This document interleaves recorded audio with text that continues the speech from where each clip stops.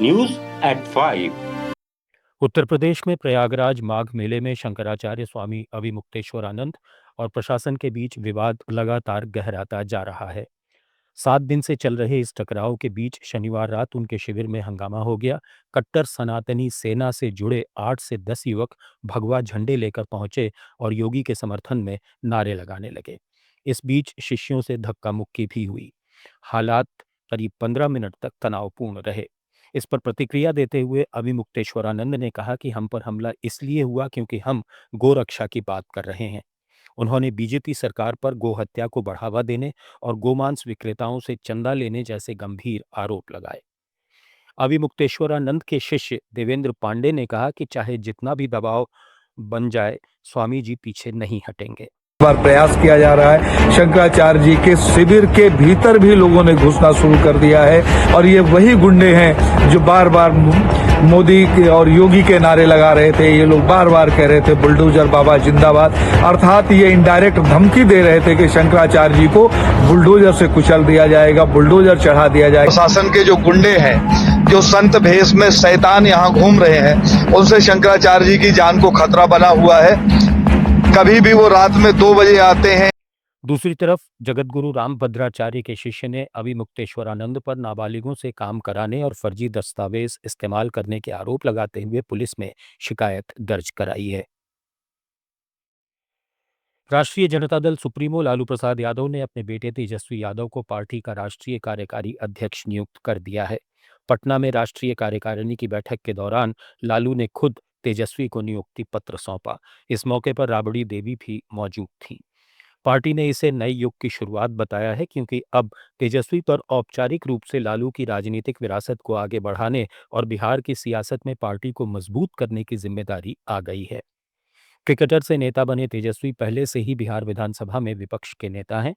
2020 के विधानसभा चुनाव में राजद को सबसे बड़ी पार्टी बनाने का श्रेय भी उन्हें जाता है। हालांकि हाल के चुनाव में हार के बाद राजद काफी पीछे खिसक गई है। फिर भी ये फैसला युवा नेतृत्व को मजबूती देने वाला माना जा रहा है। हालांकि परिवार में कुछ तनाव की खबरें भी सामने आई हैं। कुल मिलाकर राजद में अब तेजस्वी का दौर शुरू हो चुका है। आरजेडी सांसद मीसा भारती ने खुशी जताते हुए कहा कि पार्टी और बिहार की जनता के लिए यह बेहद खुशी की बात है। अब पार्टी को एक कार्यकारी अध्यक्ष मिला है जो एक बड़ी जिम्मेदारी है। तेजस्वी यादव की नई भूमिका से आरजेडी को राष्ट्रीय स्तर पर मजबूती मिलेगी। पार्टी की तरफ से ये निर्णय लिया गया है और तेजस्वी को बहुत बहुत शुभकामना कि, और ये बहुत खुशी की बात है पार्टी के लिए भी और बिहार के लोगों के लिए भी और सभी कार्यकर्ताओं के लिए कि अब राष्ट्रीय जनता दल को एक अध्यक्ष और एक कार्यकारी अध्यक्ष मिले हैं और दोनों लोग के मार्गदर्शन में बहुत अच्छा कार्य करेगी। संगठन पे तेजस्वी ने भाषण दिया, कहा कि संगठन को और मजबूत करना है, किस तरह से बूथ तक सबको मजबूत करना है। बहुत बातों की चर्चा अंदर मीटिंग में हुई है और अभी तो यही कह सकते हैं कि बहुत बड़ी जिम्मेदारी है तेजस्वी को और मुझे लगता है कि प्रधानमंत्री नरेंद्र मोदी ने मन की बात के 130वें एपिसोड में राष्ट्रीय मतदाता दिवस की शुभकामनाएं दी।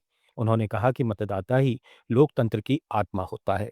पीएम ने अपील की कि जब कोई युवा पहली बार वोटर बने तो मोहल्ले और गांव में मिठाई बांटकर उसे बधाई दी जाए, जिससे मतदान को लेकर जागरूकता बढ़े। स्टार्टअप इंडिया पर पीएम मोदी ने कहा कि भारत आज दुनिया का तीसरा सबसे बड़ा स्टार्टअप इकोसिस्टम बन चुका है। AI, space, semiconductor, green hydrogen और बायोटेक जैसे हर सेक्टर में भारतीय युवा नया इतिहास रच रहे हैं। पीएम ने सभी युवा उद्यमियों को सलाम किया। उन्होंने कहा कि भारतीय उत्पादों की पहचान अब क्वालिटी होनी चाहिए। साथ ही यूपी की तमसा नदी और आंध्र प्रदेश के अनंतपुर में जल संरक्षण की जन भागीदारी की उन्होंने सराहना की। बाड़मेर की Ramsar organic farmer producer company द्वारा बाजरे से बनाए गए लड्डुओं की पीएम मोदी ने तारीफ की। News@5 में फिलहाल इतना ही। बने रहिए लेट्स माइक के साथ।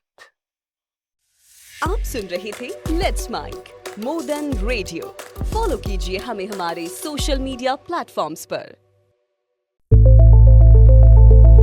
It's time for news. It's time for more than radio. Presenting the first radio news app.